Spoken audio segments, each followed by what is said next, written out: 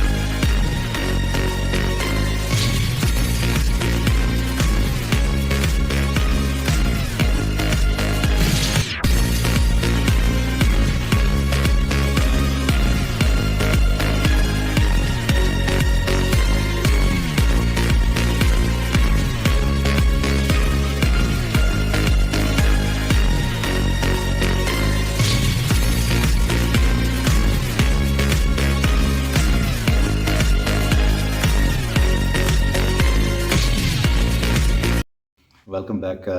आपने देखा कि कैसे दोनों नौजवान खिलाड़ी माशाल्लाह से बहुत स्ट्रॉन्ग हैं और इस पे आज मैं बात करने वाला हूँ। मेरा तजुर्बा और मेरा तजिया, चूँकि हम इस फील्ड के खिलाड़ी हैं तो अपने नज़रियात ख़यालात आप तक पहुँचाना चाहता हूँ। मेरे वीलॉग के हमेशा जो होंगे जहाँ पे हल्का सा तंज मज़ाह होगा उसमें, और आखिर पे ज़्यादा लंबा नहीं तो आखिर पे एक इंशाल्लाह अक्ल शऊर की बात होगी, और मैं उम्मीद करता हूँ कि वो बात हो सकता है आप में से ज़्यादातर लोगों की ज़िंदगी बदल दे। अच्छा, तो आज बात करते हैं अली फैसल और हसन आगा की तरफ। हसन आगा को जैसे आप लोग जानते हैं एक राइजिंग स्टार है। अभी रिसेंटली 2 साल 3 साल हो गए ये बच्चा स्टेज के ऊपर ही खेलता है। सबसे बड़ी बात जो है वो इस बच्चे के अंदर वो किसी भी प्लेटफॉर्म के ऊपर जाके खेलना है। ये किसी भी प्लेटफॉर्म पे जाके खेलने से डरता नहीं, और डर जो होता है ये इंसान को कमज़ोर करता है और बुज़दिल बनाता है। जबकि मैं दूसरे हाथ पे बात करता हूँ अली फैसल की, तो अली फैसल के आज तक जो कैरियर है उसमें मैंने देखा कि ये मैं उसको बच्चा कह लेता हूँ चूँकि माशाल्लाह बहुत यंग है।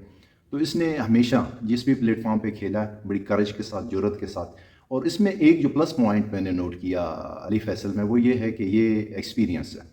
इसकी बाजू की लेंथ हमेशा एडवांटेज देती है इसको, और मैंने नोट किया कि ये इसके अंदर जो इसका तजर्बा है ताकत के साथ, एक और चीज़ इसमें पाई जाती है अली फैसल में, वो है शार्पनेस, जो कि मैंने इसके प्रीवियस आपको मैच भी दिखाए हैं अभी, तो उसमें भी आपने देखा कि सिंध के, कराची के बहुत बड़े बड़े नाम और बड़े अच्छे खिलाड़ियों के ये इससे पहले शिकस्त दे चुका। तो अब होगा क्या कंपैरिजन अगर करते हैं, और मेरी नज़र में क्या होना चाहिए। पहली बात तो यह है कि हसन आगा ने जो चैलेंज दिया वो सिर्फ फैसल को नहीं दिया, अली फैसल साहब को नहीं दिया, बल्कि उन्होंने पूरे सिंध में तमाम एक ललकार जिसको कहते हैं वो दी थी। और रिसेंटली एक छोटे से एग्जीबिशन मैच में उसको कह लेता हूँ, लोग कहते हैं, लेकिन बकौल मोहम्मद समी के जो चूँकि मेरा उनके साथ खेलने का एक तजर्बा हो चुका है, वो बहुत ही वक्त के साथ बहुत नाइस पर्सन हो चुके हैं। इस सब क्या देखना पड़ रहा है और मैच्योर हो चुके हैं। पहले वो थोड़े से लड़कपन था उनमें, गुस्सा, एग्रेशन वगैरह, लेकिन अब उन्होंने खुद एडमिट किया कि मैंने हसन आगा को बहुत स्ट्रॉन्ग पाया और इसको मौका मिलना चाहिए आगे आने का। वैसे तो आर्म रेसलिंग की रैंकिंग जो है वो कोई मैटर नहीं करती, हर एक बंदा ही नंबर 1 है, मैं भी।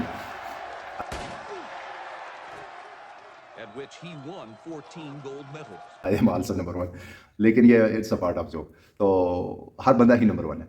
लेकिन यह है कि रैंकिंग कराची में इस वक्त he is really threat to everyone.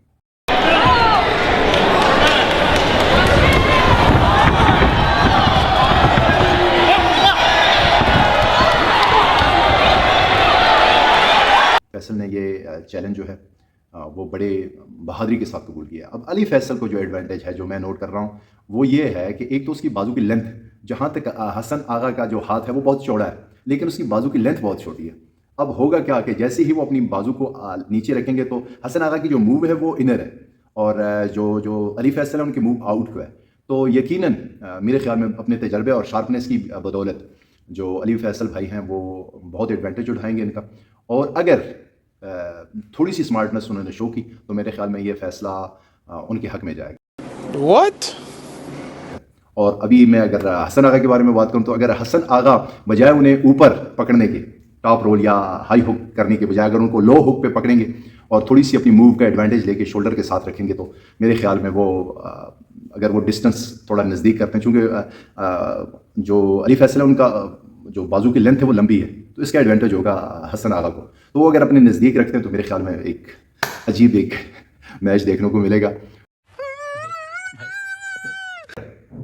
حسن آغا جیتتا ہے تو سچویشن کیا ہوتی ہے اور اگر علی مات دیتا ہے تو سچویشن کیا بنے گی. بات کرتے ہیں حسن آغا پہ. اگر حسن آغا نے اس میچ میں فیصل بھائی کو شکست دے دی تو پھر اس کی رینکنگ کہاں پہ ہوگی. جو اس وقت سندھ کے نمبر 1 کھلاڑی ہیں جو سمجھے جاتے ہیں بارے میں کہ ویس بٹ صاحب جو ہیں سندھ کے نمبر 1 کھلاڑی ہیں. چونکہ وہ کھیلتے نہیں ہیں دوسرے انٹرنیشنل پلیئرز کی طرح تو وہ کہتے ہیں کہ بس جو عزت اللہ تعالیٰ نے دی ہے وہی قائم دائم رہے، اسی کے ساتھ شان بان کے ساتھ بندہ جیے. تو کھیلنا چاہیے، انہیں موقع بھی دینا چاہیے جو جونیئرز ہیں ان کے ساتھ. اب ہر بندے کی اپنی پسند پہ ڈیپینڈ کرتا ہے کہ وہ کھیلے یا نہ کھیلے، آپ کسی کو کچھ نہیں کہہ سکتے لیکن نمبر 1 وہ ہی سمجھے جاتے ہیں آج. اور اس کے بعد جو نمبر 1 کی پوزیشن جو ویس بٹ سے مسٹر سندھ کے ٹائٹل کے لیے لی گئی تھی وہ تھے اپنے دی الیگزینڈر اسد بھائی. وہ آج بھی نمبر 1 کی دوڑ میں ہیں. الیگزینڈر دی گریٹ، اسد بھائی، شازیب اور سمی وہ سرنڈر کر چکا ہے. وہ اس میں میرے خیال میں وہ اسے ٹائم چاہیے. اب سوال یہ بنتا ہے کہ اگر حسن آغا تو اس نے فیصل کو شکست دے دی تو نمبر 1 تک جانے کے لیے، کنگ تک پہنچنے کے لیے کیا وہ ان دیواروں سے گزر پائے گا؟ جی میں ان کی بات کر رہا ہوں. تو اس کے بعد کنگ بائی ہم سیلف. تو ایک چیز جو سب سے بڑا بینیفٹ ہے حسن آغا کو وہ یہ ہے کہ اس کے جو اسپانسرز ہیں اس کی بیک بون پہ جو کام کرتے ہیں وہ ہیں اسامہ یاز اور خانزادہ خود. خانزادہ اکوپمنٹس فل سپورٹ کر رہے ہیں اور کرتے ہیں. تو یہ اس کی سکسیس کا، اس کی پاور کا بڑا راز ہے. اور جب کہ اگر اب بات کرتے ہیں علی فیصل کی تو علی فیصل اگر ون کرتے ہیں اور مارتے ہیں تو اسٹل ہی ول بی اے نمبر 1 اور نمبر 2 بیکاز وہ آلریڈی یہ جو زناور ہے اور جو اے بی ایل ہے ان میں اس کا شمار بیسٹ پلیئرز میں ہوتا ہے. ساغر بھٹو اور Rafay Tariq they will be a big threat again to face Hassan Agha.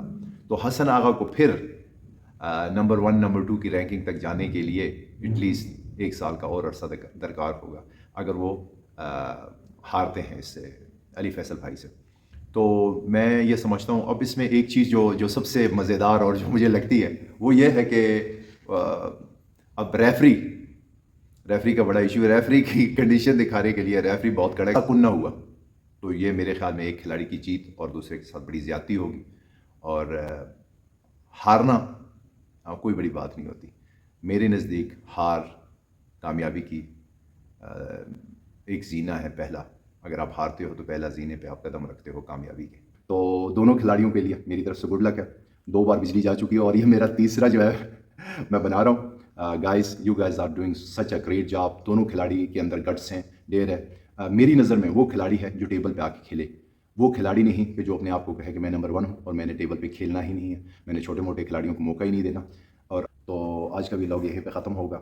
Word of the day میں آپ کے سامنے پیش کرنا چاہتا ہوں.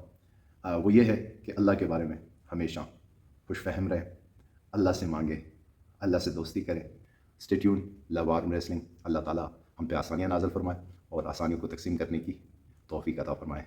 جزاک اللہ. السلام علیکم ورحمۃ اللہ وبرکاتہ.